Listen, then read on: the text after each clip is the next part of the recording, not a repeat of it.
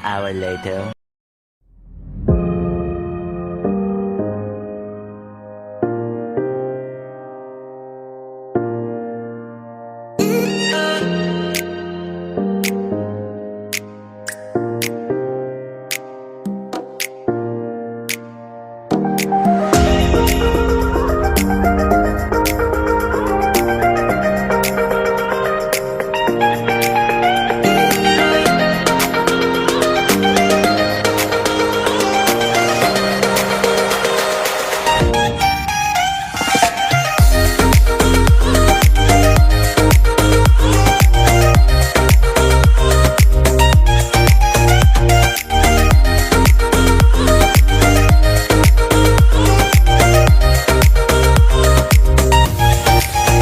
One eternity later.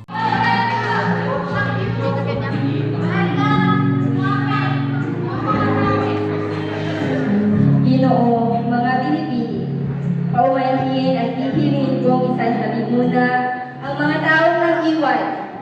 Burahin sa inyong mga isipan at alalahanin lang ang mga bayan at kanilang kadakilaan. Wikang Pilipino naman ang paglaban.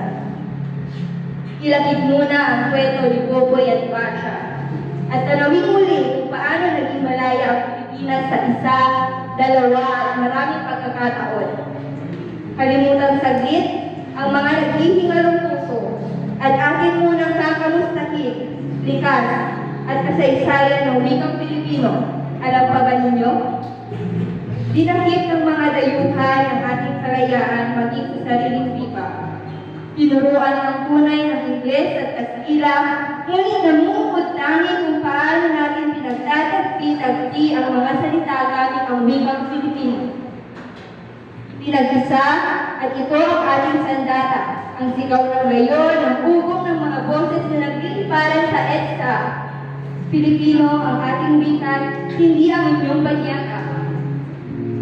Itayo ang bandila ng ating pagka-Pilipino at buong bughaw. Isahin na panahong tayo ay nilaban ng sistema ng kolonisasyon dahil mayroon tayong pagkakakilanlan, batid at layo.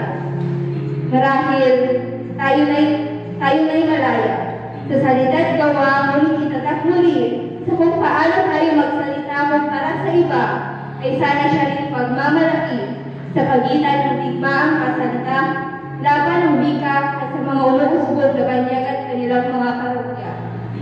Alalahanin at buhayin ang mga nalulumang wika, gaya ng magsabuhay muli sa mga estilot, pananamit nila ng sinauna, ibawal, na para bang ito ang bawat umagang nakagawian. Oo, tayo nang malaya, pero kung si Rizal, Bonifacio o si Crisostomo Ibarra, iisa lang ang kanilang nakaka. Tayo malaya at pinalaya ng sadya.